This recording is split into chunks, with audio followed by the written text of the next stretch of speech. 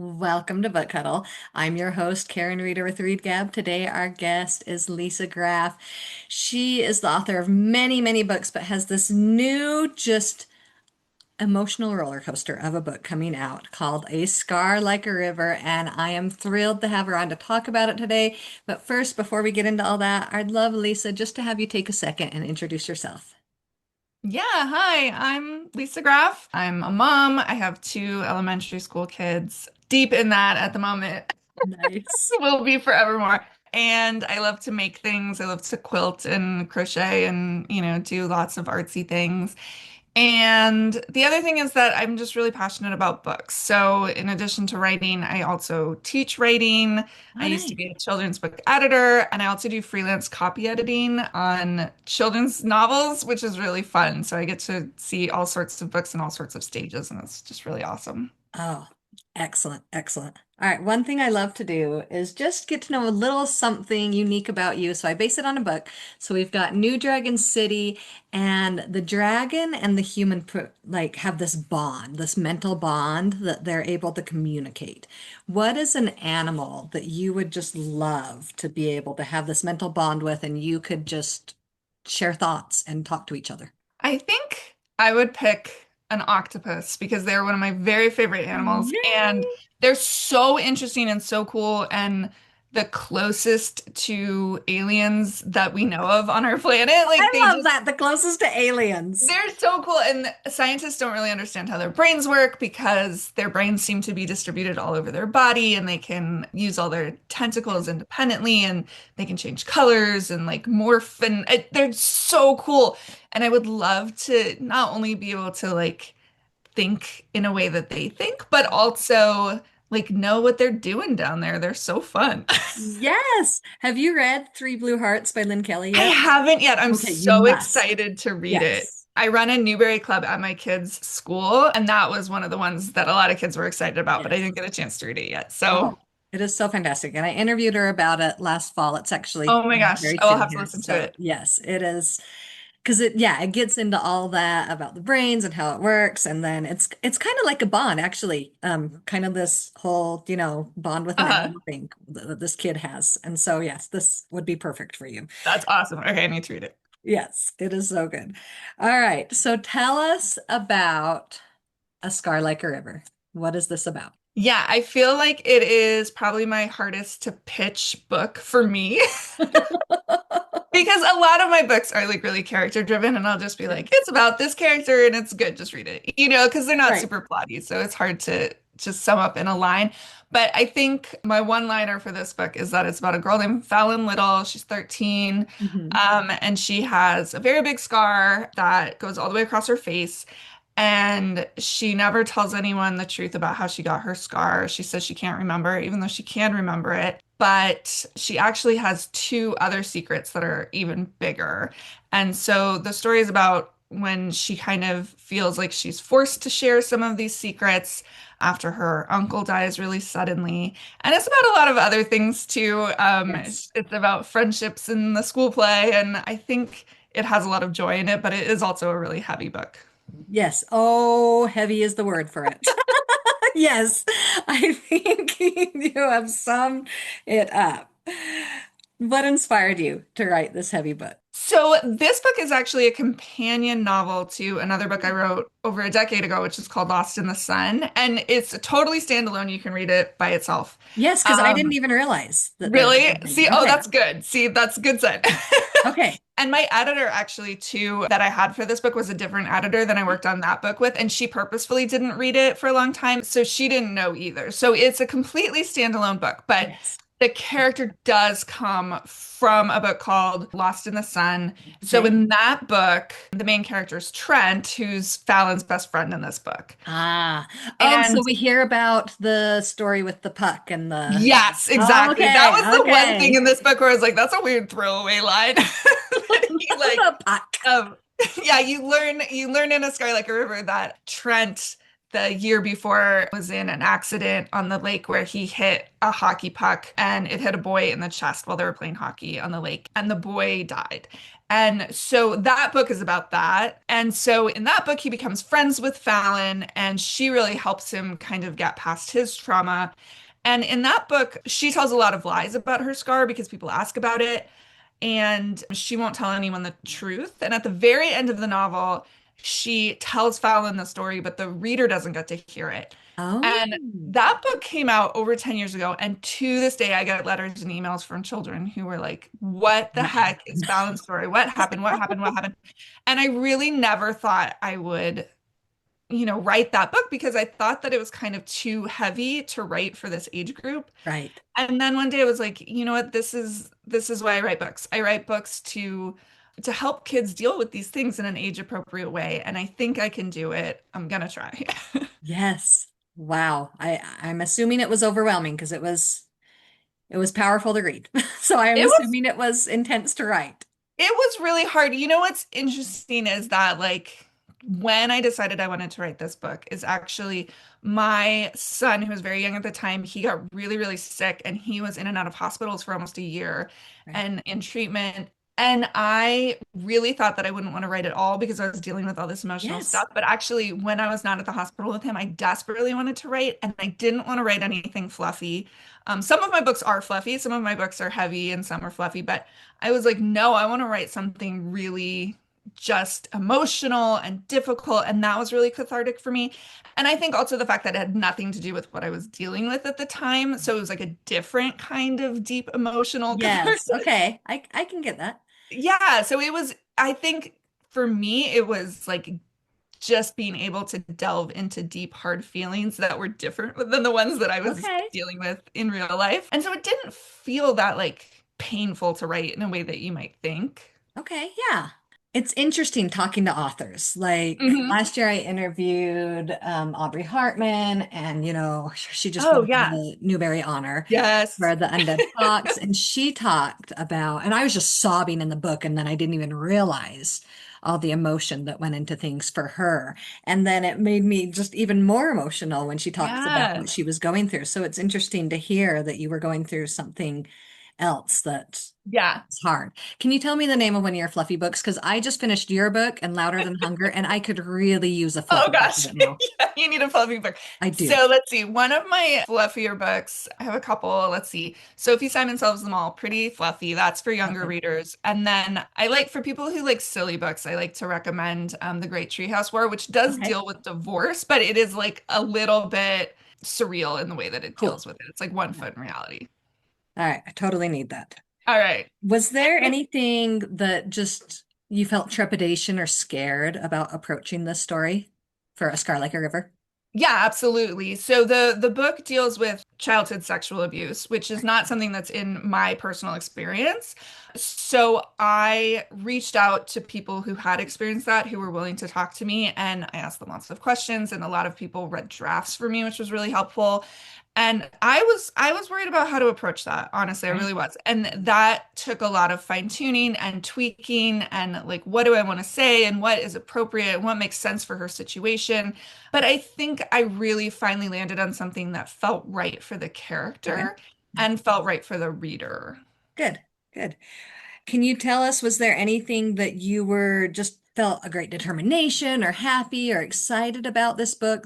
Yeah, I mean, I just wanted to talk about this character. I mean, I had developed this character in the previous book, Yes. and so I knew her from the outside, but because you're not in her head, you're in Trent's head the whole time in Lost in the Sun, I felt like I knew her, but I didn't totally know her. And she was just such a joyful, wonderful character in Lost in the Sun that it was really interesting to write her because on the outside she seems so bubbly and funny and Yes. personable. And then on the inside, she has a lot going on. And so the joy for me in writing this book was just discovering her voice and figuring out who she was and what made her tick and how she could have both of those things going on at the same time, which I think is really true of a lot of us when we're dealing with really hard things. Like a lot of us, me personally, I deal with it with humor, and it's not that I'm not having trouble, but that's the way I handle it.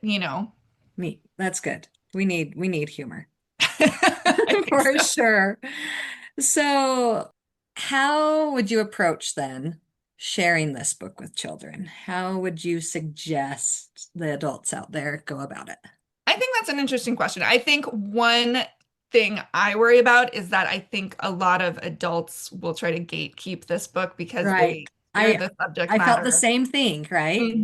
And I wanted it to be a book that would absolutely be an appropriate way Yes. to bring about this topic and this discussion for young readers. The publisher, they're saying that it's for 12 and up. I honestly think it's mostly for 10 and up, but I Right. think, that's open to adult discretion Yes. because your Yes. littles. But I think that it's a book that, despite the heavy material, really has a story outside of that. Yes. Like that exists in the background and it's there and it's important, but that's not the whole story. I think what was interesting for me is, like I said, I have two small kids, and my youngest daughter is the biggest reader ever. She really wanted to read this book, and I was so nervous about Right. giving it to her. And, we had like a whole talk at the time because I have an author's note in the book where I say that I was the victim of sexual assault Yes. as an adult. So I had to like So have a now whole she's talk going to where I was know like, that. Yes. yes, exactly. I was like, I don't want you to learn this from reading an author's note. Like, I Right. have to talk to you about it. And it was just so stressful. Right. But honestly, it was a really good conversation. It was a really good way to open up that conversation for me personally, and then just make sure they knew what that was. And, we already talked about stranger danger and everything. But she read it, and I was like so nervous. And Right. all she said when she was done, she said, I told you to name the best friend Olivia. Mom, let I was like, all right, major fail. But she's since gone back and read it two times. Like she just loves it. And I think for me, I was really nervous about sharing it with my daughter. One, because she was younger than most of the readers that I would recommend this for, right. but I knew that she could handle it.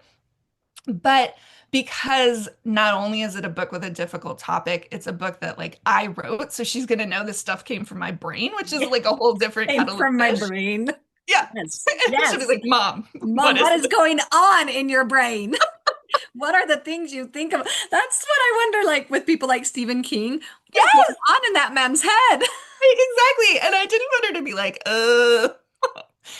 But she just really loved it. And I think it spoke to something for her. Like, I think for kids, sometimes it's so much better to experience these heavy things in a book than in real life. And so I think a lot of people will say, like, oh, this book is really good for kids who've experienced sexual abuse or any sort of abuse or are having some difficulties, of that nature. And I think that's absolutely true. Yeah. But I also think that it is good for all kids. I mean, depending on the exact kid, but Yes. kids in Yes. general, Right. because what better way to like learn that Yeah. in a safe space, Yes. and be able to like talk to an adult about that. I think that's also important is like know what the book's about. If you can, read it yourself so that you know what your kid is experiencing. Nothing in it is graphic, nothing is over the top. It's dealt with gently. But yeah, and I think the other thing that I did very purposefully is that the book starts out immediately with you learning the story of how Fallon got her scar, Yes. which is, a fairly violent incident and where her uncle attacked her. And I did that on purpose. I put that at the very beginning of the book. One, because people were like, okay, what's the story of her scar? I want to know. I want to know. So I just wanted to be like, okay, I'm going to tell you, I promise. Um, Right. but I also put it at the beginning because I knew that if kids couldn't handle that, because there are kids who don't want to read that and that is just too tough for them. If they couldn't handle that scene, they would kind of self-select Right. and pull out of the book at that point. Right. And I think that's another thing that's great about reading. I remember talking to one teenager once who I was very close to, this was years ago, and he was dealing with mental health and thoughts of suicide. And I was like, oh, I'm reading this really great book. It's kind of a funny story. And I was like, I think you would really like it, but I haven't finished it yet. So I'll give it to you next week when I finish it. And then I saw him again and he was like, did you finish the book yet? I want to read it. I want to read it. And I was like, I haven't gotten a chance to finish it. And he was like, just give it to me. And I was like, but I don't know if it's going to end okay. Like if you'll be Yes. sad. And he was like, Lisa, if it's too much for me, I'll stop. I can close it. You Yes. know? Like, and I It's think that possible. My eyes are not stuck open. I know, and I think that's a really good lesson. Like that was a good lesson for me to be like, kids can stop reading when they Yes. know that something's too intense for them. And they often do. Even in my Newberry Club, our all group read this year was Once for Yes, Oh, which I is love it. it was really good. It's intense and it's Yeah. sad. Yeah. And there were a couple of my kids in the group who are like, these are passionate readers who have all chosen to like read extra novels outside of school, right? Right. And there were a handful of them who were like, I couldn't finish it. It was just too Yeah. sad for me. And I was like, that's the perfect choice for you. But If you're stop. not reading a book that's assigned to you, you can stop it. But most of them read the book and loved the book. And Yes. Yes. but It's I think still. it's great that kids self-select. That's what they should be doing. And I think that's the beautiful thing about a book instead of a movie. You Hmm. experience it so quickly Yeah, visually, but reading it can be slower and you're like, I'm starting to feel, I'm going to close because exactly. it's easier to stop it. You know what I mean? Because it takes a little longer rather than a Yeah. quick, you just saw that, you cannot take that out of your Yeah. And it brain. can be much more intense in a book too, I think, It can because because it's like slower to you're seep in choosing how to experience. and I Mhm. think it sits with you longer. And so for kids who need that, like I was always a kid who loved sad books and tense books, and I think there's so many of us out there. And that was really good. You can like wallow in a good book for a while, you know? Right, for sure. Well, and I was explaining it to my sister that I was reading it, and I was like, so it's a Jodi Picoult book for middle grade. And she's like, so it's sad. And I was like, oh yeah, it's sad. I've never read Jodi Picoult, but she and my Mhm. mom read it a lot, and I've watched a movie adaptation, and then she told Yeah. me what was different and stuff. So I know basically how Jodi Picoult writes and stuff. So I was like, that was the closest thing I could explain it to something that she knew, right? And I Yeah. was like, it's intense and everything. And I was like, but I don't know if Roji Picoult has like the fun and the sad that this has. Yeah. Not the I sad, think this the one fun and the definitely like, silly and the, yeah, yeah, this one definitely does not end on a bummer. yeah, yeah. We're ending on a high note for Well, and sure. I think the last little chapter could just be read alone, right? That Yeah. you could just have it be like a writing prompt, this little bit Hmm. that's called Rivers. And it's so beautiful. And I guess it does kind of spoil it for some, but it could just be just this beautiful writing prompt if that's all that somebody Oh, wanted to thank do with you. it. It's so nice. And so going off that, I love it. I love this river analogy. I want to read what I wrote if that's okay because I Yeah. just it flows beautifully and I always stay with it. It was sometimes scary and emotional and intense, sometimes very deep, powerful, but always keeping me going because it captivates. And I love this analogy of the river, that it just felt like the book felt like a river, that it moves and flows. Can you describe what it was like on your side creating this when Lisa sat down to write? Did it feel like a river too, with all these highs and lows, and you look at it and it's beautiful, and sometimes it's deep and you could be drowning in it?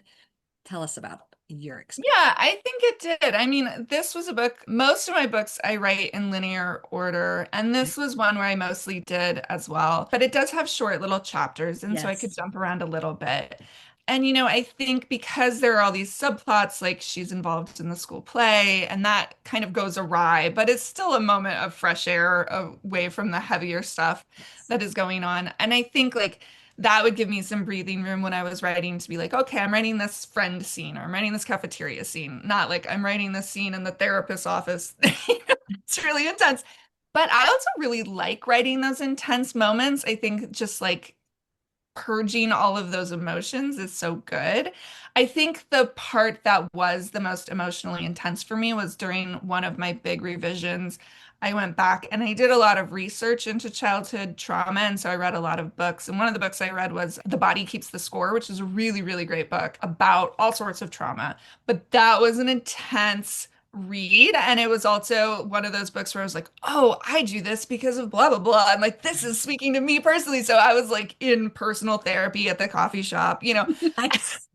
and really having to delve into what made Fallon tick was such a good exercise for me as a writer, but also really emotionally intense and being like, oh man, this is some hard stuff. Yeah, so there were definitely ups and downs. I love the silly parts, and I like to emphasize to people when I talk about this book that there are a lot of silly Yes. parts, and I think Fallon is just has such a fun voice, and so she's fun to write. She really is.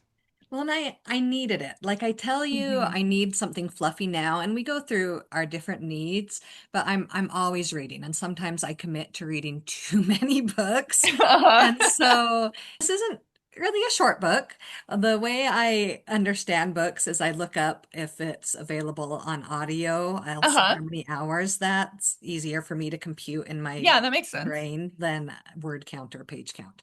Yeah. And so I was a little nervous picking it up because I was just feeling a little drained from so much reading.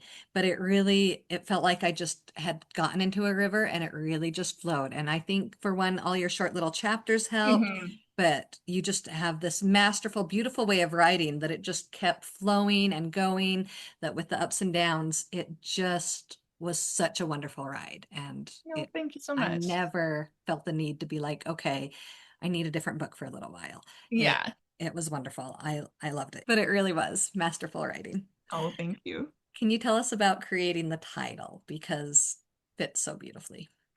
That I'm so glad you said that. I am someone, this has happened to me so many times where titles are not my forte. I will give the book a completely different title that me and the editor and publicity and everyone just hates. And we're all like, this is not going to be the title, but I have Oh, no idea what it is. And it will be that title until like a week before they have to figure out what the cover is going to be. And they're like, we really need a title, Lisa. That has happened with nearly all of my books. That definitely happened with this book. And what was interesting for this book is that we went through all these titles. None of them were good. had And you in written that my last little chapter that I had talked about? Well, so what's interesting is that that whole river metaphor was not in the book for the longest Oh, time. okay. And so I had one line in the beginning, I think the first chapter, where she's describing her scar, and it said her scar was like a river in the way that it moved across her face. But that was it. She doesn't get Right. into anything. And so someone suggested that title, and I was like, okay, I don't know, but it doesn't really make a lot of sense. Like that doesn't go anywhere. And I've done this with a lot of my books after actually, where once the title is established, I go, okay, I have to make this work for the book. Nice. And so I pulled out that metaphor. And what was so funny is, so my son, he's been obsessed with sharks since he was like 2 years old. Oh, all And right. so when he was little, we used to watch all of these videos about sharks. Uh-huh. And one of them was where they like dove for megalodon fossils in this river. And that just was stuck in my head. And so I did a lot of research, and that's where the metaphor of the river like keeping secrets, hiding these things underneath it. That's where that came from. And I was like, that makes so much sense because the whole book is about secrets. Yes. And now the scar hides the secrets. And oh my gosh. And it like all came together. And I was able to weave that through the whole thing. And that was kind of last minute, which is so funny. I feel like that has happened to me numerous times with books where it's like, oh, wait, I get it. I get what the connecting. Nice, nice. Because yeah, it really brought so many things together. And Yeah. it explained the book for me. It explained my emotions for me. It everything. I was I like, am so yes, glad. river, I'm so glad yes. that it felt very organic. That was the goal. Since it came later and you're like, I just gotta put this in here. I know. It's funny. I just like that has happened to me so many times. I think because my books often are not super plotty. Okay. It's like, there's not one thing to latch onto, but once you find that thing and it can become a title, but it can also Yes. be the connecting thread of the whole thing. And Yeah, for this, this it was the whole metaphor of the river. I love the theme. It's lovely. So I love this phrase, and every now and then I'll see it in a book. I was with a journalist that was speaking at the university where my husband works, and he was the one hosting him. So I was writing with him, and my husband actually always enjoys when I come along for different things. Uh, Like when I was after a lunch once with his editor, I was like, "Did I talk too much?" And he's like, "No, I love it when you come because you talk to people."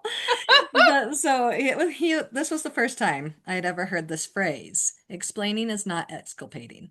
That, you know, you go into it with a couple of the characters, and of course Fallon at first is mad about it that anybody would Mhm. try to explain these things. And but it's we're not justifying. We are not in any sense justifying what happened. But at the same time, why did you feel a need to explain a couple of these characters' sides? Yeah, I mean, I think that comes just from being an author. I think for me, sometimes in books, the most fascinating characters and honestly the most interesting to write are often the villains.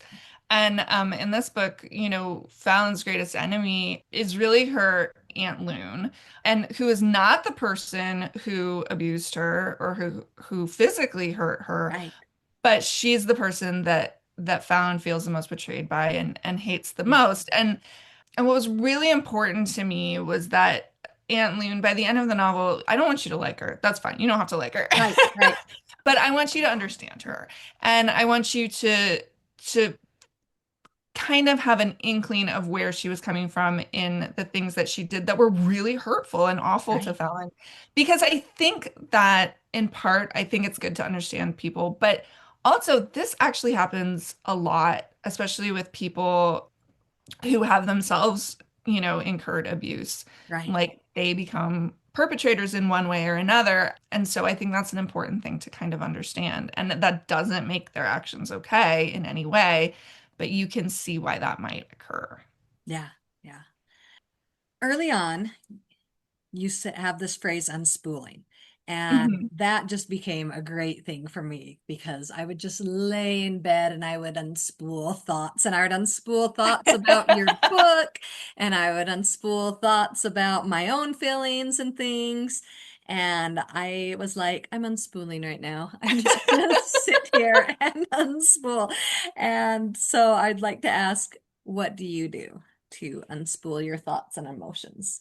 I think the thing that usually helps me the most is I like to make things. I like making crafts. I like baking. I like those sorts of things. I just made this little beautiful little penguin. Oh, cute. Is it crocheted? Yeah. Yeah, I Good. just learned how to crochet, so now I'm trying to make like everything in the entire world. And she's supposed to have a hat, but it's taking me a really long time. Um, yeah, and I think that just helps me when I can, either do that watching TV or just like sitting and be kind of mindless, but it does help you think. And in this case, there's actual unspooling of yarn. So, Yes. There we go. There we go. Beautiful. Well, and I think that that helps kids too. Process mhm, thought. I think it can be twofold. People might pick up A Scar Like a River, and it's just their childhood Jodi Picoult kind of thing that people enjoy. mhm, Kids enjoy a story just as much as adults. Kids mhm. enjoy intense books. Kids enjoy sad books. So it could just be that for them. Or it could be that this book helps them process thought and emotion, whether they maybe had a traumatic incident or for me, also, I've been unspooling what's been going on in the world right now. Yeah. And sometimes reading something big that has nothing to do with what's going Mhm. on will help me pause and think and see them process and think. And just when an author puts their characters' thoughts into words, it helps me process my thoughts better. Yeah, I me think too. that can be good with Absolutely. kids. Yeah. I've definitely read books where, I've all of a sudden understood something about my own life so much better from Yes. reading about a fictional character. And And it wasn't even I necessarily love what you were that. going through, right? Exactly. Yeah. I just love that. I think it's really wonderful and that's what fiction's about. Yes. It helps us. It helps us Yeah. process, it helps us live, it helps us feel joy, it helps us feel empathy, so many things. And you get it in Scarlet River. It's a great journey. So, do you have a what's next that you can share with us? I'm working on a new book now. It's currently called Famous Last Words, which, asterisks that may change.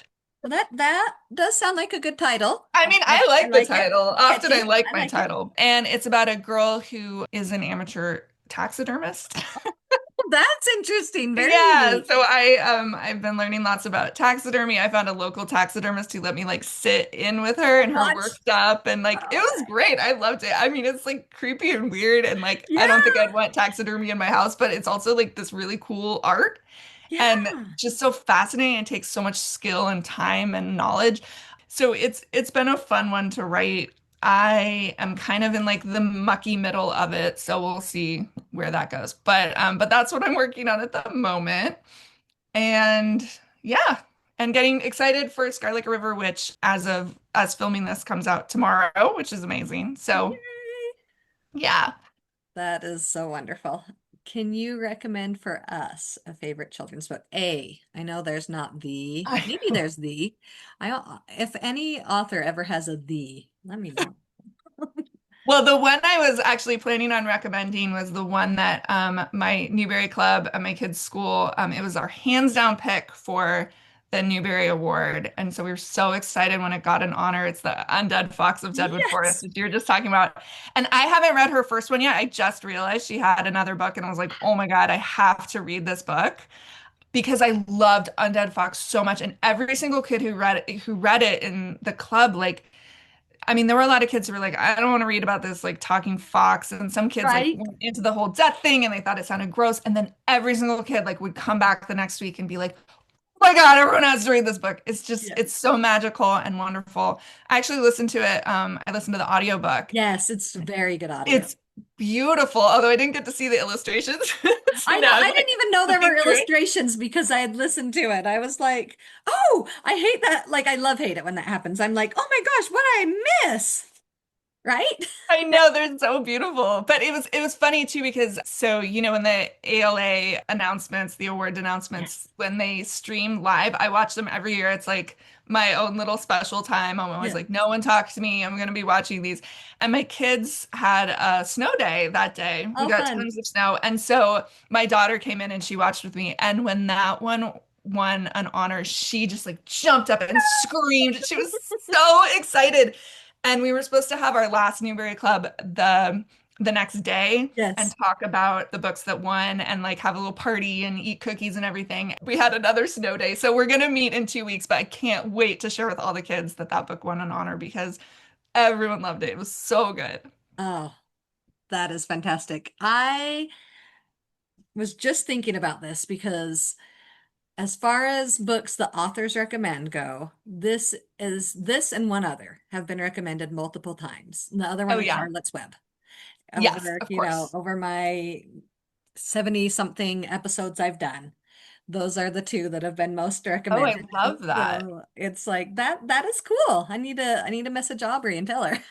And I feel like just what a great way, speaking about dealing with hard things in like in beautiful storytelling. Yes. Like it the her author's note at the end, I was listening to in the car and I was like weeping. I was like, this is Yes. so beautiful. Like what a wonderful, perfect way to think about grief. And yeah, it's a hard book, but it's also a really fun read. And that's the kind Yes. of thing that I strive to do too. Well, and that's one thing that I love about these is that you want to have talked about grief before you're grieving, right? Exactly. Because Exactly. it's like, okay, kids, we're going through this awful grief. Let's read a light-hearted book and then talk about grief. Wouldn't it be so much more powerful if you've already talked about grief before the moment? And I kind of feel like this with Scar Like a River too. You Hmm. want to have this tool belt of having experienced emotions Yeah. with kids and with adults and conversation. And if you're, I love that you have these book clubs with kids and that, It's so fun. And that it's you can be great to like, see how they react to books. Like yes, there are books that I love that they're like, yeah. and vice versa, where I'm like, I would never read that. But how powerful that the conversations are already there. And It's so wonderful. And I mean, this is like not a great analogy, but I feel like, when I was a kid, I was like a hardcore Babysitters Club kid. nice, Those were my books. I read every single one, cover to cover, a million times. But like that's where I learned about diabetes. You know what I mean? nice. Like Yeah. that was my reference for diabetes. And so like, when I had a roommate in college who had diabetes, I was like, "Oh, tell me more because I have this tiny basis to base it on." But at Yes. least I have something. Yes. And that's why we read so that we have this tool belt of Exactly. emotion and knowledge and yeah, and it doesn't Exactly. always need to be, I think feeling seen is important. But I was Hmm. trying to think back over books I read, and one of them that I loved when I was in sixth grade, maybe this is going to show that I'm like a lot older than you, is The Face on the Milk Carton. Do you know that Oh, book? yeah. Yeah, I remember that book. And it's not like I read it because I could connect to having been kidnapped as a Right. child and having to, reintegrate into a family that I didn't know and stuff like that. But it's because it's exciting to hear what Yeah. somebody else has gone through and emotional and stuff. And so I sat there and I know it's very, very different from your book, but I sat there and I tried to compare it to that as I was thinking, okay, what did I love? It's because we love emotion. We love stories and Yeah, I think emotions are universal. And that's what I always say when kids ask me, like, is this book based on your life? Like, which I think I say in the author's note yes. too. Like, none of the things that happened to her are things that happened to me, but her emotions are my emotions, and Yeah. that's where I pull from. And I think that's why readers can connect to those stories too, because even if you've never had an experience remotely like that, you've had those emotions. You can understand Yes. them. Yeah, we all feel. We all have Yep. emotions and we all need to unspool and process and grow. Hmm. Well, thank you, Lisa. Thank you for writing this book and for sharing your time with us today. Well, thank you so much. This was lovely.